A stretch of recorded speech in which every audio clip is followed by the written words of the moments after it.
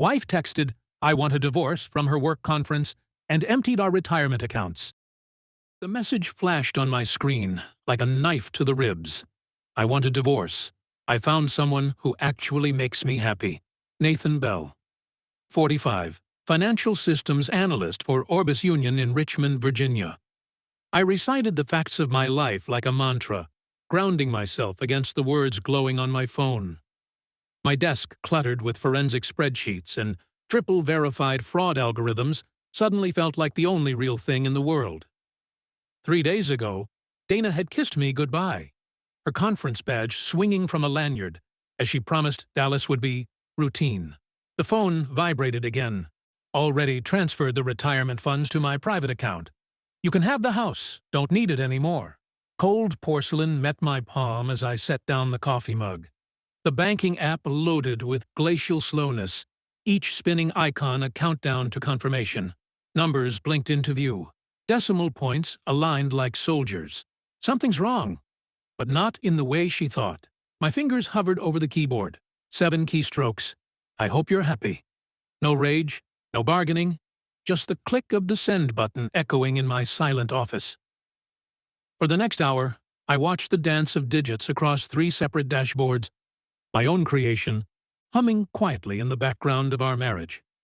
Every shared dollar flowed through this labyrinth. Retirement portfolios, investment hedges, the secret checking account Dana thought I didn't monitor. When she'd pulled that trigger, she'd tripped every invisible wire I'd woven. The system didn't weep over wedding photos or question motives. It saw $437,612.88 departing joint accounts without dual authorization. Federal safeguards snarled to life, ruthless and mechanical. By noon, my screen flickered with notifications, not apology from my wife, but automated alerts from a frozen brokerage. Account under review. Assets suspended pending investigation. I swiped them away, cold as the algorithms themselves. Another client's portfolio demanded attention. Someone's livelihood required protecting. Dana's wake-up call would come soon enough.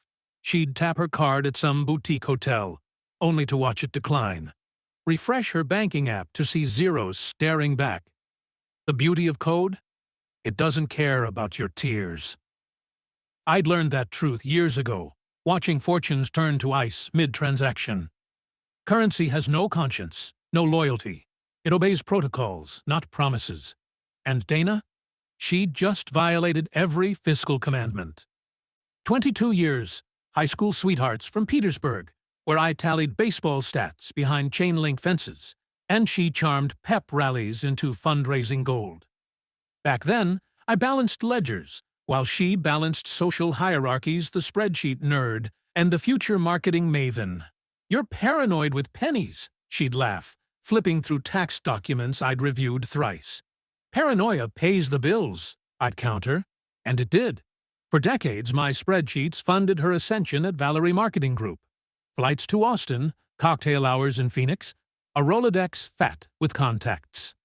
The cracks appeared like decimal errors, tiny, cumulative, catastrophic. 6 months ago, silence when I mentioned Roth IRA rebalancing. 3 months back, a $25,000 Amex materializing in her wallet, unannounced. 2 weeks prior, the guest rooms cluttered. "When's the last time your sister visited?" My sister saw clearer at Thanksgiving. "She's not just tired, Nate.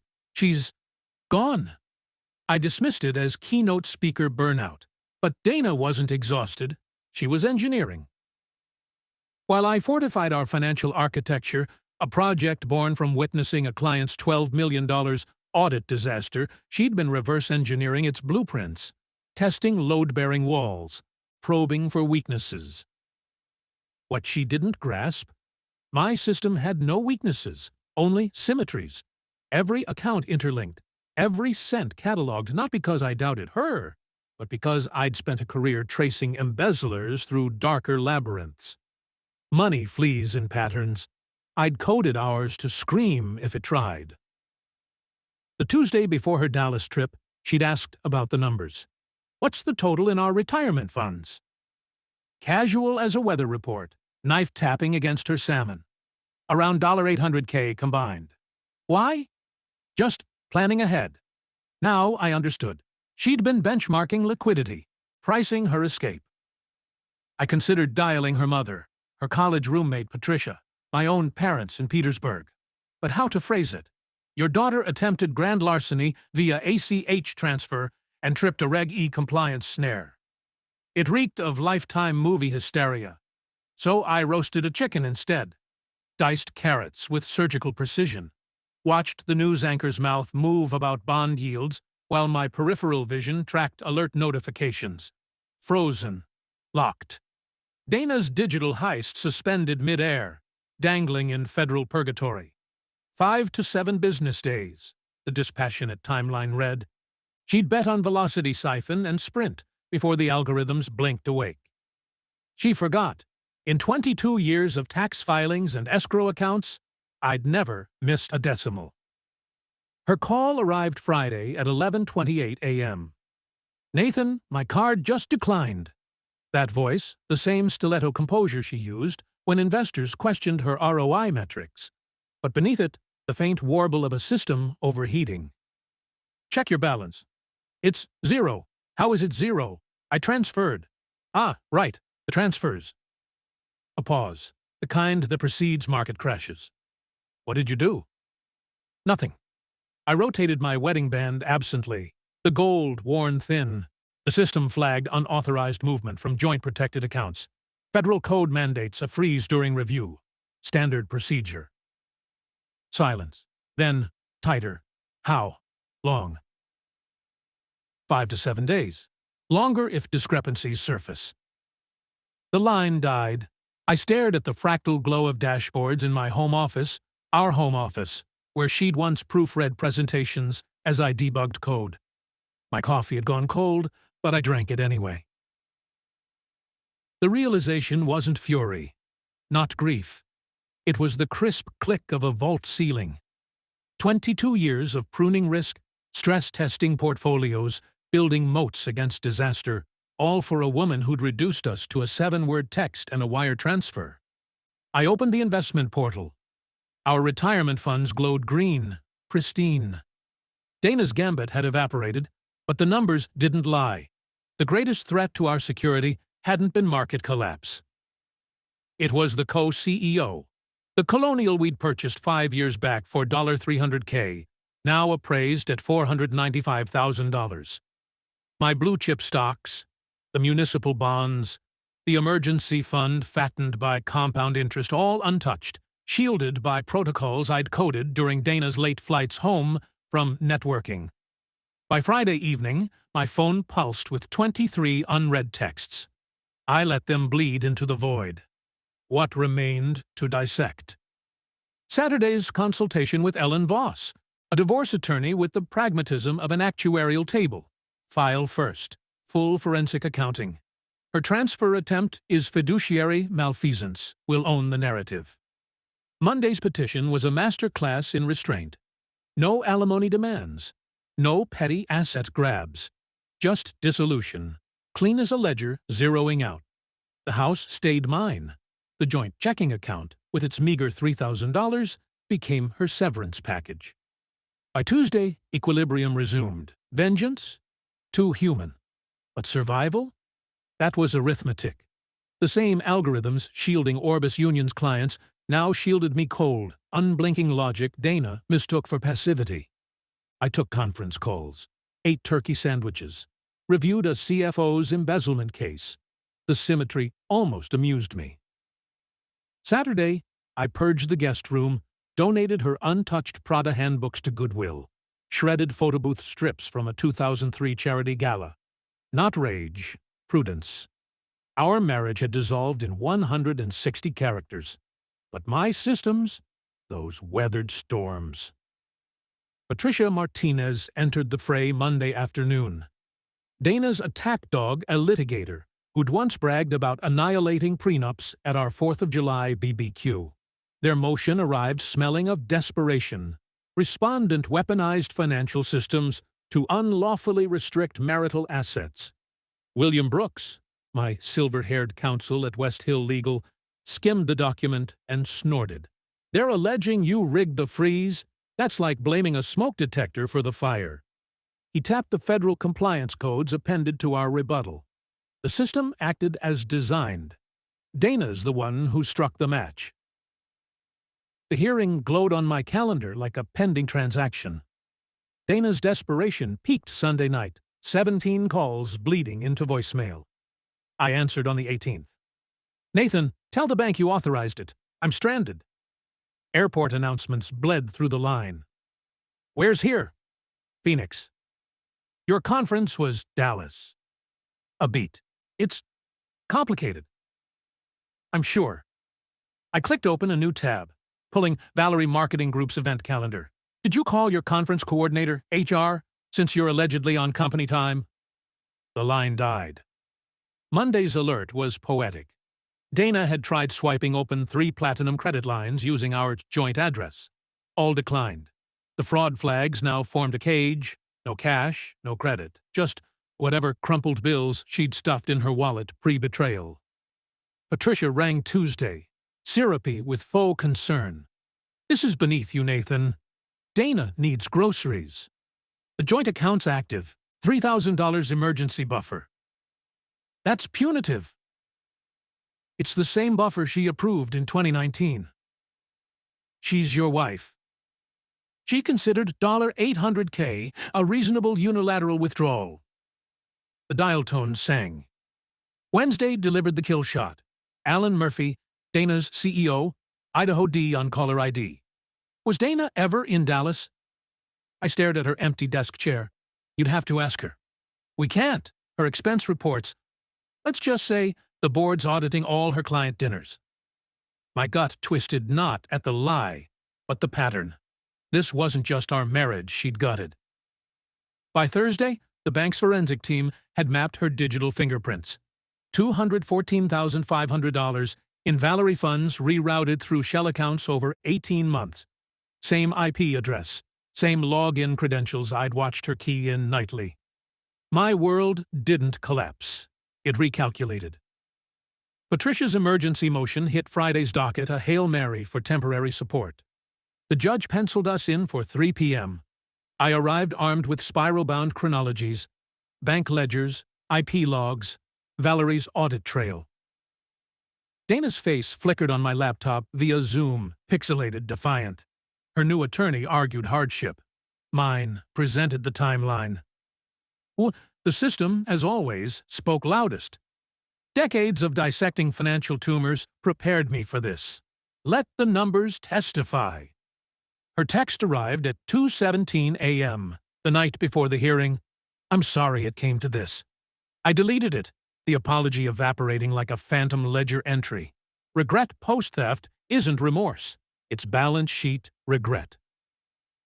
Dana materialized in the courthouse hallway Friday morning, her sharp edges blurred. The woman who'd once negotiated client retainers in stilettos now stood shrunken, her complexion the gray of overdrawn accounts. Why? The word escaped her like a misguided password. I matched her whisper with clinical calm. Why did the protocols trigger? Why did you think you'd outrun systems I designed to breathe fraud?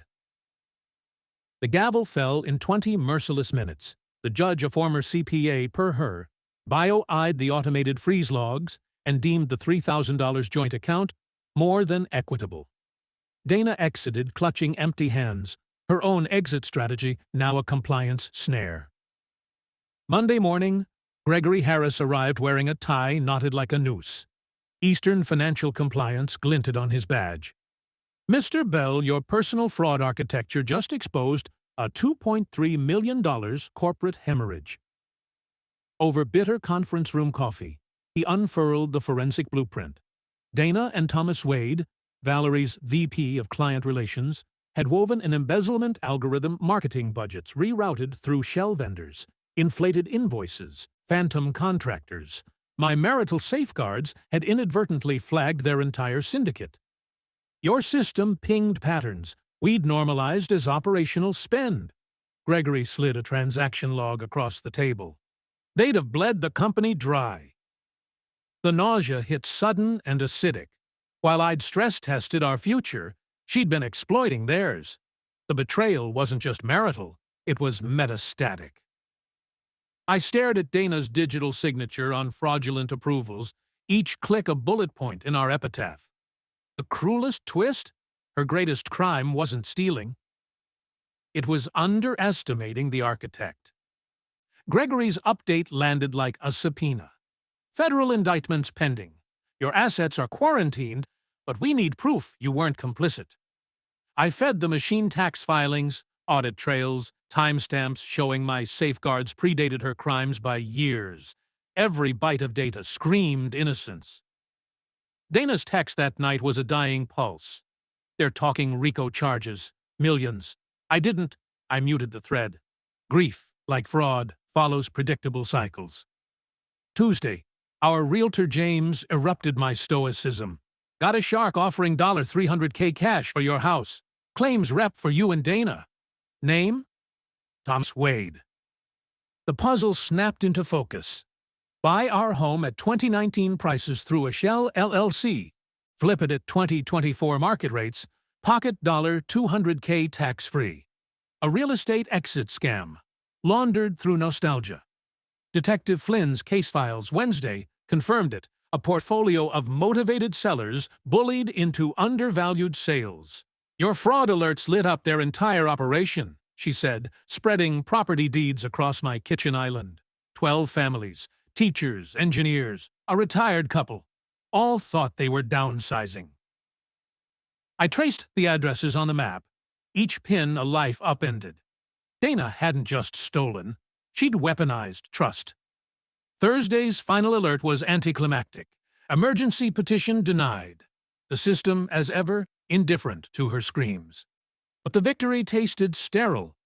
I'd built walls to protect us, and she'd tunneled beneath them to rob strangers. The true failure wasn't hers. It was believing any system could firewall the human capacity for ruin. Patricia's conference request arrived stamped with dread. Your client's looking at 10 to 15. Williams summarized, crisp as a wire transfer receipt. RICO applies if they prove pattern. And they've got spreadsheets.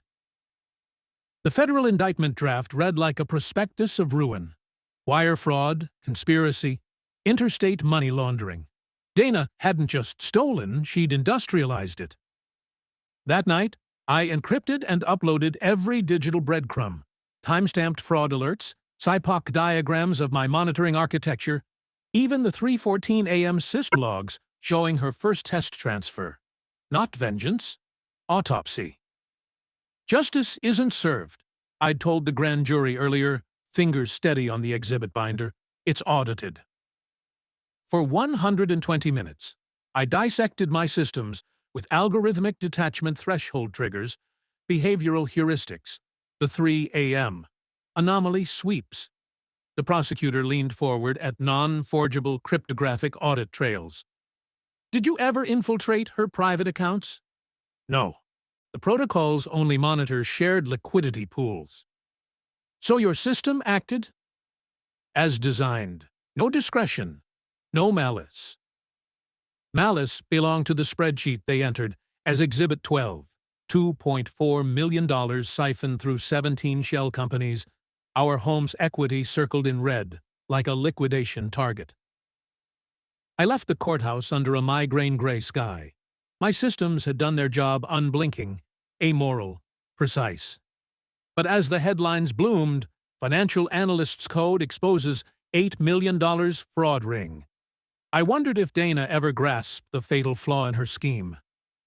You can't outrun logic.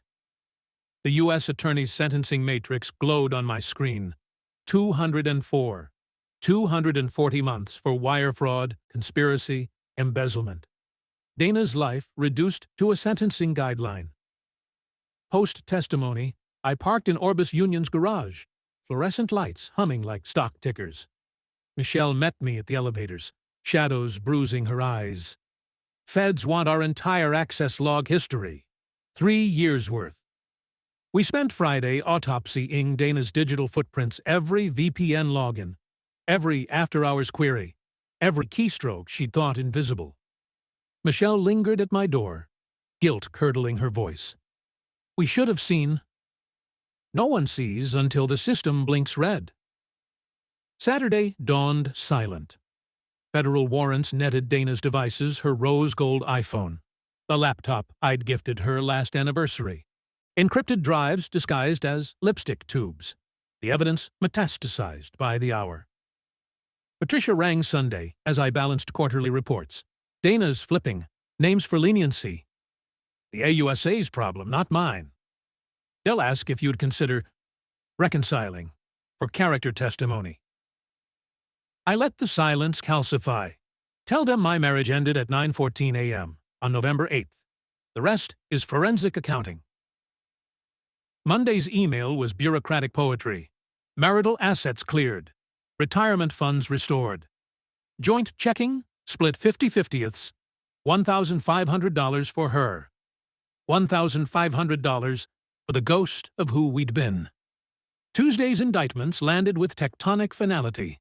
Dana, Thomas Wade, 5 Valerie executives.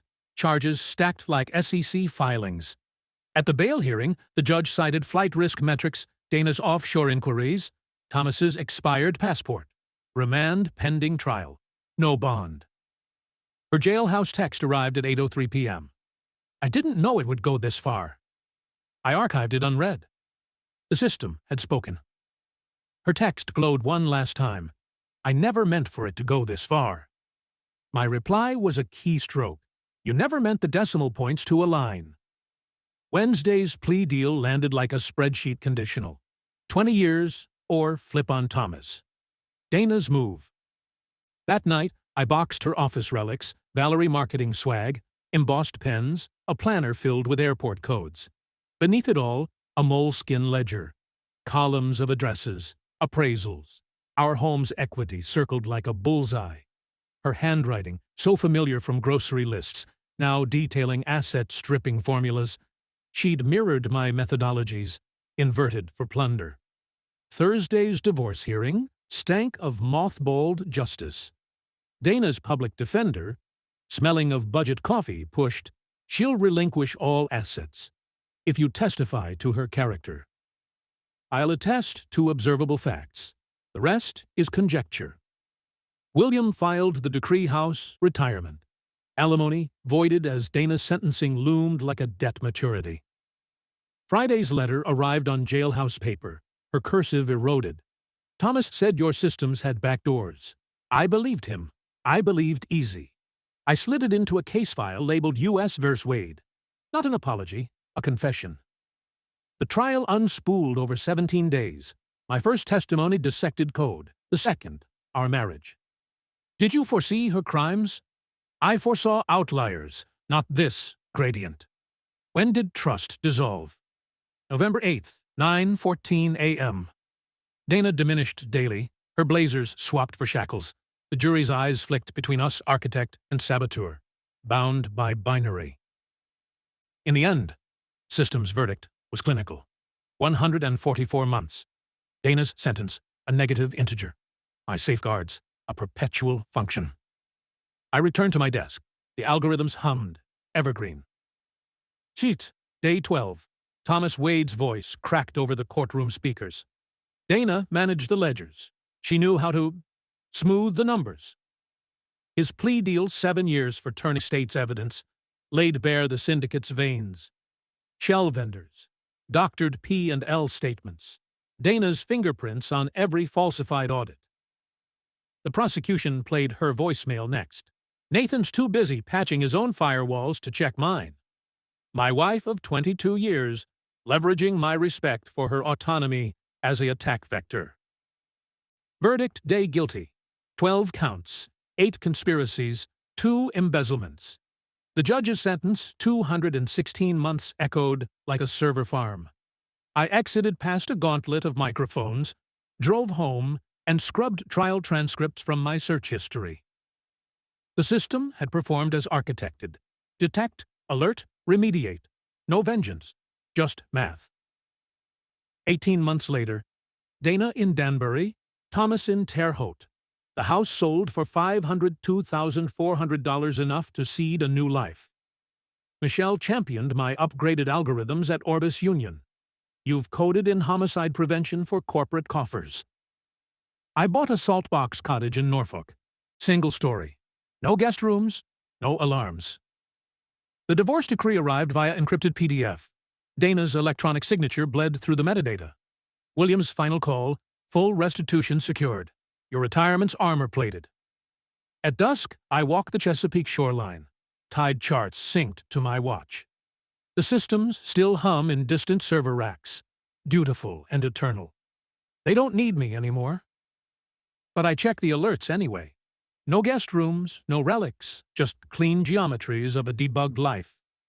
Tuesdays and Thursdays, I lecture at Old Dominion, Advanced Financial Forensics, Case Studies in Systemic Betrayal. My syllabus is a greatest hits of human avarice. Dana's scheme sits unmentioned between slides 14 and 15. Assume breach, I tell wide-eyed undergrads, then build better firewalls. The letters still come. Dana's latest arrived water-stained, her cursive fraying. I see the patterns now. I shredded it with last quarter's tax documents. Not malice. Garbage collection. 3 years post-trial, my mornings follow hashed routines, black coffee, algorithmic market scans, commutes along routes scrubbed of nostalgia. Sometimes I pass Valerie Marketing's new glass tower. 12 families restored, their equity patched like code. The systems endure. Trust, verification time, risk, justice as evidence, emotion. I've made peace with these formulae. At night, when the alerts sleep, I walk Norfolk's docks. Salt air scrubs the service from my lungs. The tide executes its cycles, indifferent to human variables. Somewhere, Dana counts days. Somewhere, my code counts faster.